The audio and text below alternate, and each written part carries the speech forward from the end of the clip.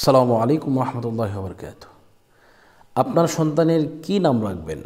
আপনার বাচ্চা হয়েছে, যদি ছেলে বাচ্চা হয়ে থাকে, হয়তো অনেকেই ভাবেন যে হুজুর কি নাম রাখা যায়, আল্লাহর কাছে সর্বোত্তম নাম কোনটা?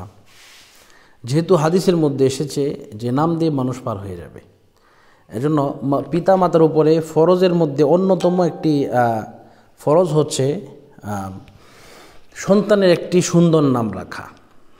হাদিসে পাকের মধ্যে এসেছে কোনো ব্যক্তি যদি তার সন্তানের সুন্দর নাম না রাখে তাহলে সে অবশ্যই এর দ্বারা শাস্তি পাবে।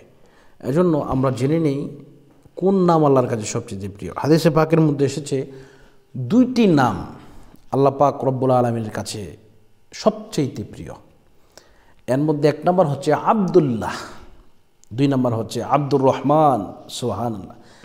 যেমন আমার নাম হচ্ছে মুফতি এম শামসুল হুদা, আমার নামের পূর্বে কিন্তু আব্দুল্লাহ আছে, এ দিয়ে আব্দুল্লাহ, বুঝতে পারছেন?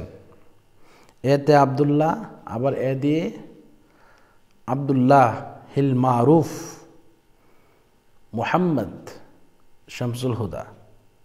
তো এইভাবে আপনারা যদি আপনাদের সন্তানের নাম রাখতে চান, প্রথমে আব্দুল্লাহ দিবেন অথবা প্রথমে আব্দুর রহমান দিবেন, এরপরে আপনারা অবশ্যই একটি নাম মিলিয়ে সুন্দর করে রেখে দিবেন।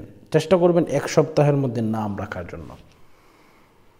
অনেকেই নাম রাখতে লেট করে, বিভিন্ন ধরনের নাম রাখে, এগুলা করা চলবে না। এগুলা করলে অবশ্যই আপনি গুনার ভাগীদার হবেন। অনেকে বিভিন্ন ধরনের নাম রাখে, প্রিন্স, এই যে জনি, টনি, টলার, মলার, কি বুঝলাম না।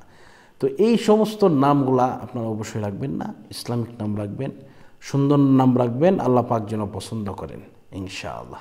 তো আজকের মতো এই পর্যন্ত বিদায় নিচ্ছি। আসসালামু আলাইকুম রহমতুল্লাহ।